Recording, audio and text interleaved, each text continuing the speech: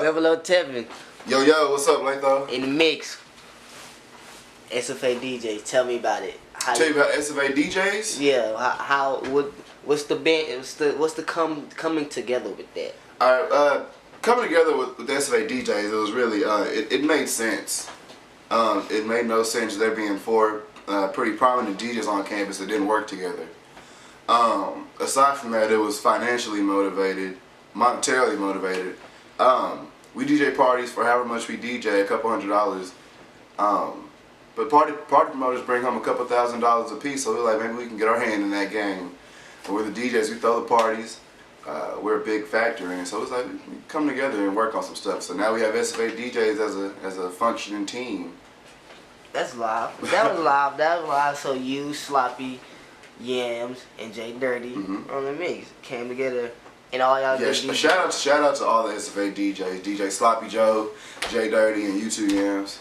the fat one, the Big fat belly one. ass. Now it's been talked about.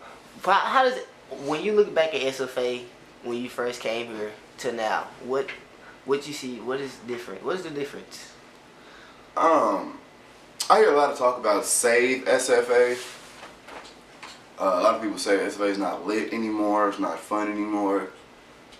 I disagree. I've never been to save SFA. I mean, school, the environment is what you make it. I make myself available to have fun to folk. I talk to new people when I see them. I get out and do things I haven't done before. So I don't allow the cycle to seem repetitive and become boring for me. It's always something new to try. Hell, my freshman and sophomore year at SFA, I went to the parties and had fun. Now I'm on the other side of the world DJing the parties, having fun. So I mean, trying new things is what kind of kept me lit at SFA. I wasn't gonna sit around and talk about how boring this school is like the rest of everybody else. Opportunities come to those who make it. So yeah, which is good because when I first came in, I'm Fall 13. SFA was pretty lit. Yeah. That whole year was lit. And then it's always the new class. They just started simmering down the turn up and stuff. So yeah. Well, you know what I also think it is. I've said it before. SFA, we have a big presence on social media. Yeah. When I first came to SFA, Fall 12, Twitter was prominent, but it wasn't what it is today. So now we have high schools who are able to get onto Twitter and hashtag SFA and see everything that we do. So people come to SFA with expectations, opposed to coming to SFA wanting to have fun and create the fun yourself. Yeah. Now we've had two freshman classes that heard SFA is live, so they come here and expect it to be live, but don't contribute to what SFA is supposed to be. Yeah. And that's a big issue we come across. Is how we sell ourselves on social media, and then people come here and feel like they're not getting the product they were told they were coming here to get. It's like we catfishing people. Yeah, and we're really not. It's like it's a team effort. You can't expect one group of guys or one fraternity to keep you live all semester. It's about what you and your friends do to make your college years better and fun. That's very true. Because if you hang with me, I feel like you gonna definitely have some fun. Definitely. When I hook up with Tevin, I know it's always something gonna happen. I go to with you Club PHE. Yeah. Something gonna happen, and so I know people just I don't know. They just gotta stop being boring and save it themselves. So now we got the SFA. How we gonna go to a more political side? Okay. Donald Trump. Mr. Orange, number 45. What about him? Number 45. How do you feel like he got elected? I think he tugged a cord. He tugged a cord on a lot of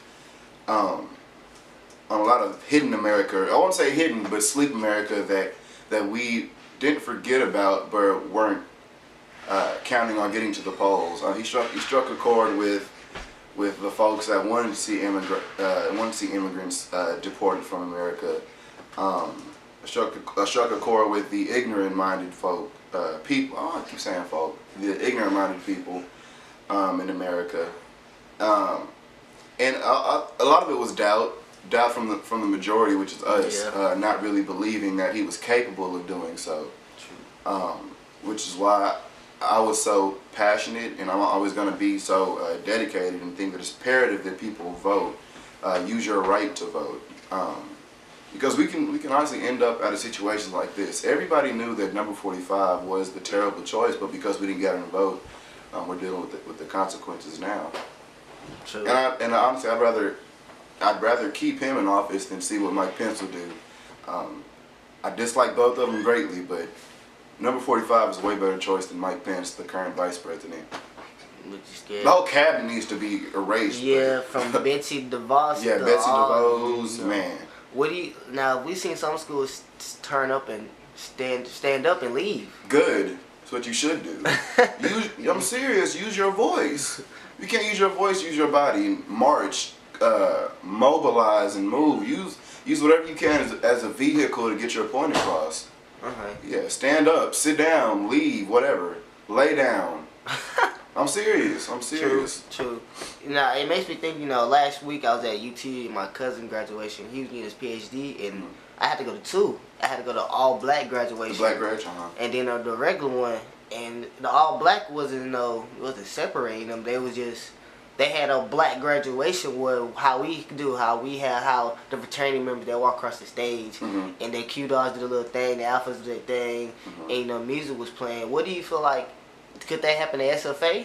A black graduation? I definitely think a black graduation it can happen at SFA. Right now we do a kente cloth ceremony, which is sort of along the same premise of a black graduation, where you're acknowledging the black students who have served their time at Stephen F. Austin and earned their degree.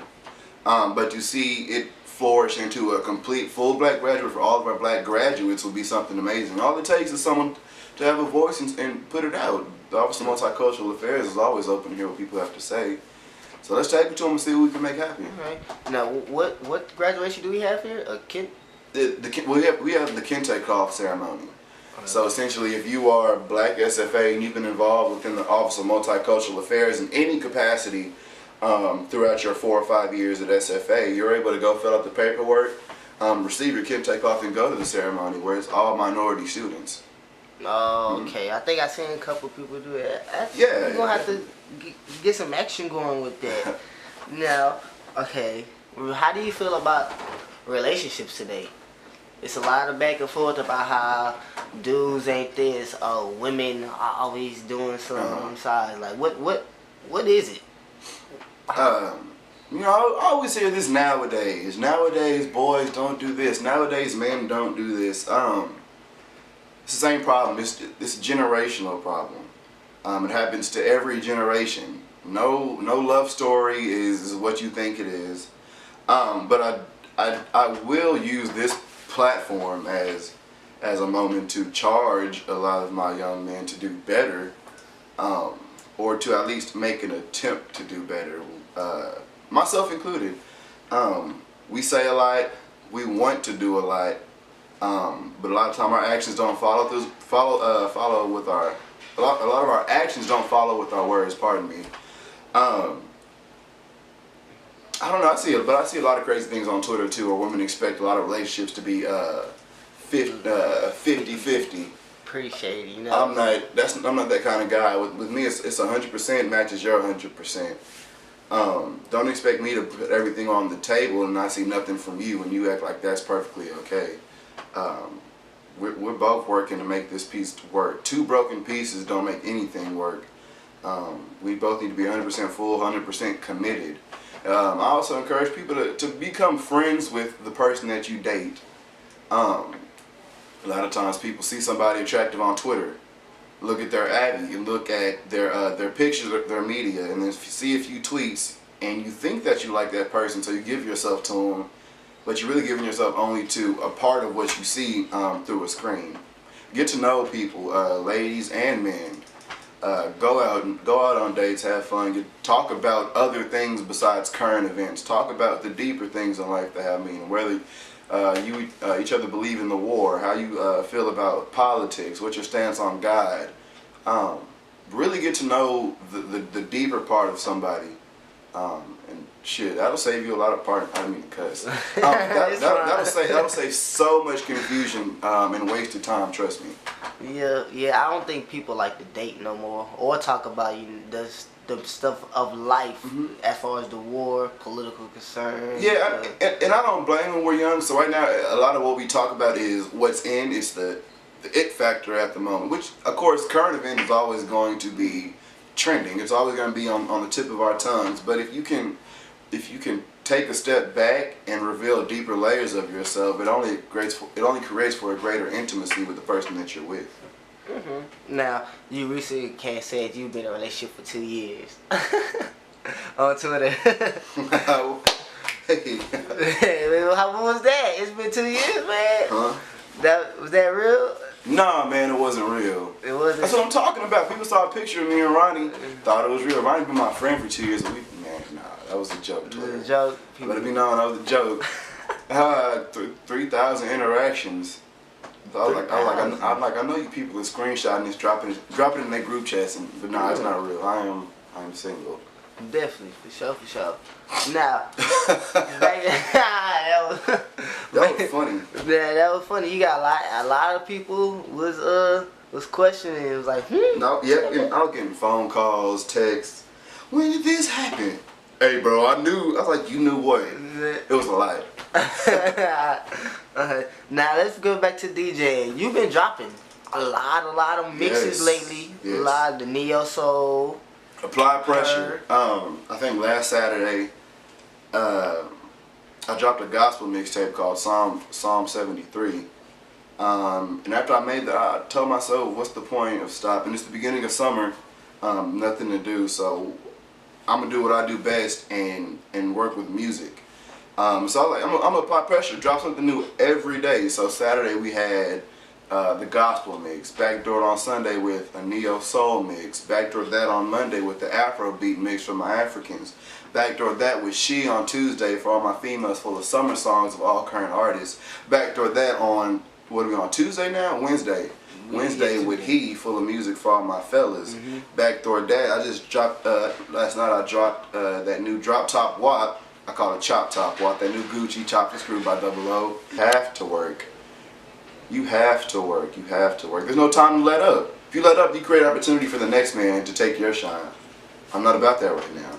I'm trying to make this money. I'm trying to do something that I can do. I'm trying to do what I can do to put myself out there, put me on the next platform. It's all about work, and you only get to the next platform by working. It's no handouts. So we're gonna, looking back from childhood to now, did you ever picture your life like this? Like how your influence on the young community, on the youngins? Looking back, sorry. And also you with the party scenes too.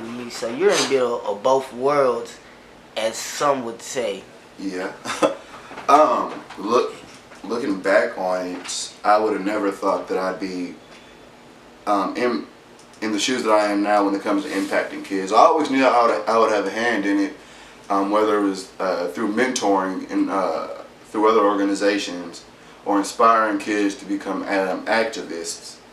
Never that I thought I was gonna reach kids through the party scene, which is a blessing in itself, because now I'm able to reach a larger crowd than I was able to in a quicker amount of time. I was used to just being in NAACP, Top Teams of America, Young Men of Distinction, and working with at-risk youth at the Ronald McDonald's house and things like that. That's what I was into until I became a DJ. I mean, I'm still into it, but now as a DJ, I'm able to teach people that want to become DJs. So it's all about outreach now, and people come to me with ideas, and I'm able to help them. Being able to still have an impact on someone's life is ultimately what I've always wanted to do my entire life. But being able to do it through this vehicle is something new, and I love it. My man, DoubleOh Tevin. What's up, man? DoubleOh Tevin. DoubleOh Tevin, man. Get a spin? Double trouble, huh? Can we get a spin? Yeah, for sure. Let me